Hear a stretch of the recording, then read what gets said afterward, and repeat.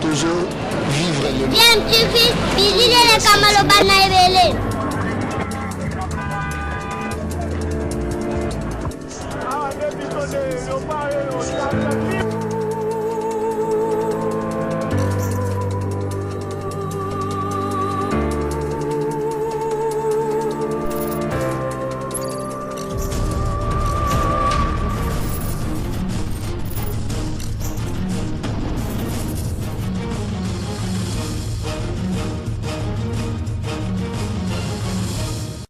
tu veux toujours un enfant. Balandi ya DMTV mbote nabino toza na esengo ebele penza ya koyeba ke boza ebele boza kolanda chaîne YouTube nabino DMTV masolo oyo ememelaka bino actualité mais salaka pe ba analyse to pe ba réflexion sur ba sujet d'actualité ba faits sociaux na ba réalité ndenge to vivaka awa na mboka na biso awa bikaka na Congo tozanga makambo tendeka toloba botama congolais oyo ka elengi po mboko yo moko kako to anango et pesaka biso esengo malgré ba pasio toza ko vivre sur le plan social masolo na ne bongi penza te mais malembe espoir toujours tolingi to memela bino moi sujet moko ça quand même peut toujours d'actualité to solo la yango mais avant boyebi kaka awa to zanga kate ko rappeler na bino pe na biso nyonso surtout par rapport ya masolo ya maladie ya COVID-19 esenge na biso to continuer en tout cas ko respecter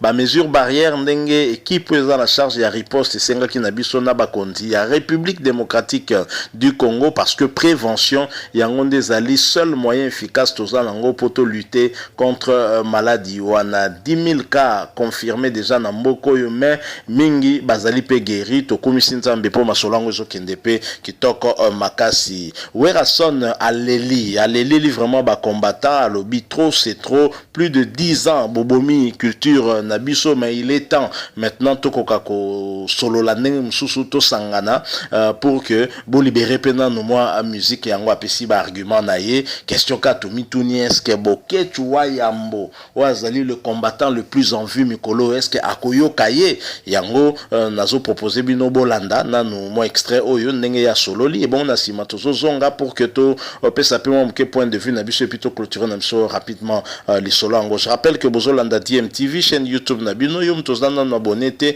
cliquer au comme abonné na chaîne na yo wana pe cloche moka notification ko apparaître so cliquer wana ko permettre au rataka les sous-soutés so etotie vidéo moko awa. Suivant cet extrait avec Werason, nous nous retrouvons tout de suite après.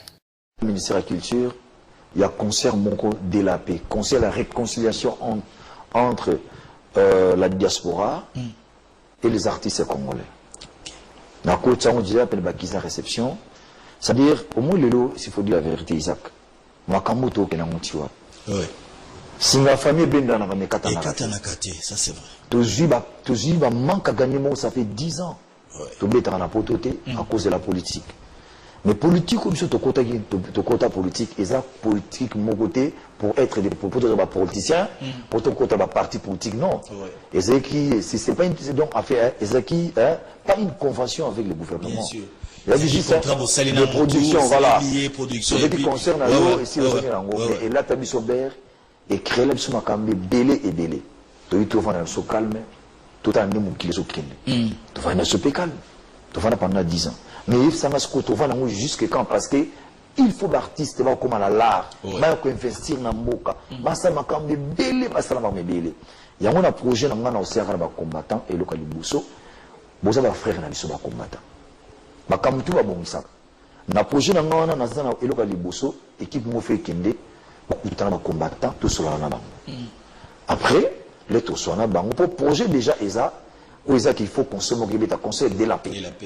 Ça dit que tu as une recette qui est dans le concert, tout ça, la répartition, tu peux si on peut fonctionner. Parce que dans la minute où tu vas dire et aussi les musiciens étrangers, Azo Mata, Azo investir, Azo Nginda, Congolais et locaux, mon côté et Zosalama. Parce que au moins, n'est sur vérité, les lots, les Kamunabus sont combattants et ça, les Kamaba Congolais. C'est entre les Congolais. Mais Bamousso, à coup de sang, on dirait comme le et l'eau qu'on a il faut ça là non Parce que même tant que vous avez le soleil qui est autour, ça va fort, qui ne pèse pas. Est-ce que vous avez un macanisi ou un qui ne vous a fait pour pèse? On dirait que vous avez s'acharner avec Bino, au bébé Sabana, on a poto, au bébé sa jeunesse, n'a pas de ce bébana, Moussouba le mois poto, te bayara qui déjà s'appelle bébé Sabana, Bissona Bakinawa, n'a pas de top et ça va, on peut bayara côté au thé, donc, et comme on dirait moi, acharnement, Mokoboui, ou et comme on les gars, musiciens. Obi combattant, il faut d'abord pour définir, pour définir idéologie là-bas. C'est-à-dire comprendre qui. Baza ba combattant, baza comprendre, mais il et le kunini bango ba usala. Idéologie là-bas. Parce que ceux qui baza ba combattre, je vais bien prendre un intérêt en boka. Mais après guerre harmonie ba parce que l'écho c'est éternellement que chaque fois combat mais après les combats il faut définir l'idéologie na bango ezanini na combat oyo bango après les avoir ko bunsa kwa mboka et c'est comme ça parti comme ça une association légale ezana ba structure nango pour la intérieur mboka je vais bien mais ceux les akaka qui boutikeleka identique bozo bundaka éternellement je ne sais pas. On savait dire que c'est vouloir une chose et son contraire. Parce que si on t'a dit bien, tous les opposants au bazar à poto, n'aba au bazar contre le pouvoir qui est en place, bazar à bango awa. Mais ça n'a pas de bêtité, on va empêcher activité. Tout le monde, tous les politiques bazar à bango awa. Bazar les bienvenus, bah y marche strand, bah yandi bango, musupa ke bah yandi okuna na poto, est-ce que biso to bima ba victime de makambo nyoso. Alors, ce qui est ça, c'est pénaliser culture. Je ne pense pas que le par exemple, un Libanais, par exemple, a un problème à Liban, à l'artiste, ça dit, du fait qu'il y a un problème à Liban, sur un conseil, tous les Libanais vont s'associer, mais le gouvernement va empêcher non, si vous avez un problème entre les Libanais, allez chez vous là-bas au Liban. Mais les artistes, prenons l'exemple de Fali. Alors, tu as conseil, mais il y a une difficulté énorme. Tu vois, ça dit toujours un problème et belé moko okondimate tout ça et ça m'a dit qu'on a vu ça papa toujours famille et le connu soit bon bisaka. Il y a un moment la projet projet moko ça que tout bête conseil moko la réconciliation entre les artistes congolais et la diaspora. Tout solo lui tout si makambo yo bango tant ba ko définir nini idéologie na bango au bazar nango. Ça dit éthiquement bango. Bien sûr. Nos frères congolais, les artistes ont un projet, c'est beaucoup renforcé. Pourquoi pas? Parce que, s'il faut dire la vérité, Mboka monte comme marché sans opposition. Bien sûr. Il faut positionner ça. C'est clair. Tout le monde a pouvoir est en place. Bien que Barouti n'a parti n'a pas dépêche, mais la carte de dépêche n'a parti opposition zali. Le seul pouvoir de l'État n'a se poser contre Bango. Est-ce que Bakandi Bango? Oui, que Ndiama Makanda de la forêt passage n'a pas politique la monnaie qui est côté biloga. Voilà, kolanda wana Werason ndenge asololi ndenge alobi wazolo ba concert de la paix, concert ya réconciliation na bandeko ba combattant o baza na poto o ya pesiku tuna idée que rester tona bazo ba pia bango ba s'organiser mais wana isa bien mais ce sont des idées o yo na mona te comment est-ce que et vous allez mis en place d'abord ba combattant on no est-ce que baza na mukondimo ko o bango ba yokaka non baza ba tendance pe visiblement ebelé c'est très compliqué. Tomituni est-ce que Bokechu Marambo we razolo ba Bokechu alobinini Bokechu olobinini parce que déjà Bokechu ndenge tozalia wa il est en train de s'activer pour na koluka ko empêcher concert ya Koffi Olomide na Paris la Défense Arena où kozala le 13 février 2021 boyebi que Koffi Olomide déjà s'y a teki plus de la moitié il y a ba place il y a salle wana nous espérons que salle en tout cas kotonda lango déjà mais c'est vrai que concert ango ekobetama toujours sur fond de tension et ça bien l'initiative que we razo zwandenge à l'équipe na ba médias je pense que c'est aussi une bonne chose les aller ko contribuer peut-être na ko créer ba condition moko ya malamu peut permettre na mutoka Koffi Olomide akoka ko se produire malamu soki si et seulement si ba idée ango azana ango ekozala mise en place très rapidement pour trouver peut-être une solution mais tu dis que c'est très compliqué parce que que Moutoro Boké tu premier azali vraiment moko ya ba extrémiste alors que yé azan la deux casquettes n'engazana ba statut mi balé azali en même temps combattant mais en même temps zappé artiste qui artiste né to monique bungate parce que dernièrement to monaki ayemba ginzembo azoboka ya Laurent Sokoko na ye mingi mais te dis que talent na qui artiste personne ne peut contester te bi Boké tu asala awa asala bimaramba minene pe na mboka oyo mais yé on dira ça na particulièrement na kanda makasi koleka même ba combattant mususu c'est pas bandeko na ye ba musicien. On se rappelle qu'avec époque il y a Laurent Désiré Kabila tout ça comme on a Boké tu premier ko voyager na ba wera wana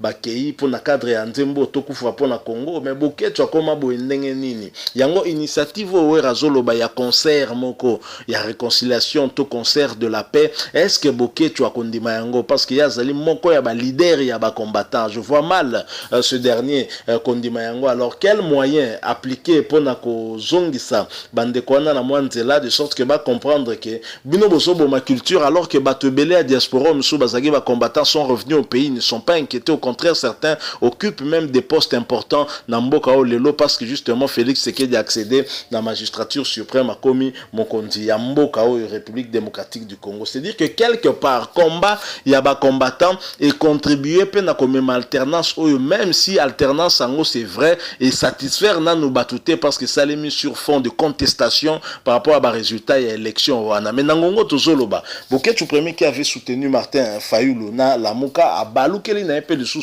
batu ya Lamuka bon finalement ni ne ko satisfaire mutuloko la Boké tu au premier. Je pense que ba combattant va réfléchir peu quand même trop c'est trop. Est-ce que Makambouana est aussi Lacan parce que tu sais tozoloba ka occupation ya ba Rwanda entre-temps bino bozape na poto mais entre-temps culture na biso eza kokufa botala yango kaka boeza pe kitoko te. Je ne crois pas que nde buvandiola na bandako na bino bozangaka te lors des événements na niveau ba famille bobetaka pe kaka ba musique ya ba musicien yango. Donc c'est une question en tout cas on va voir ce qui est quoi aboutir ndenge nini sans compter que bango moko ba musicien na kati na bango boyokani pe ezate. Il est plus facile je pense de diviser les musiciens congolais que de les rassembler. Donc on rassemble un musicien congolais ça passe na niveau moko au sakanate mais qu'on diviser bango ça plus facile. Je suis content que Wera Sonné cité le nom de Fali Kolobake Fali a bêti concerne na ba difficulté belé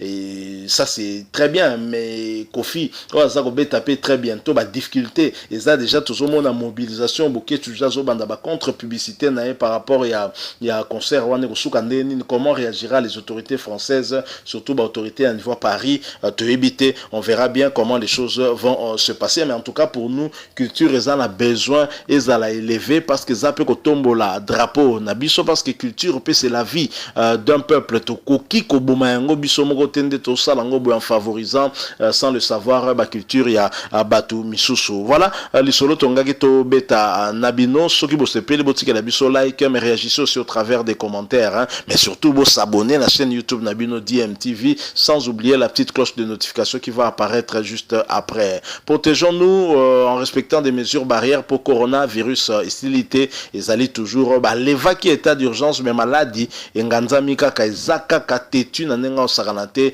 prévention yangonde et ko permettre biso to lutter efficacement contre maladie oyo. Merci nayo muto landi biso pour pesi biso quelques minutes y attend nayo si précieux oyo qui biso merci et tout très prochainement avec un autre sujet si Dieu nous prête vie. DMTV vous dit au revoir.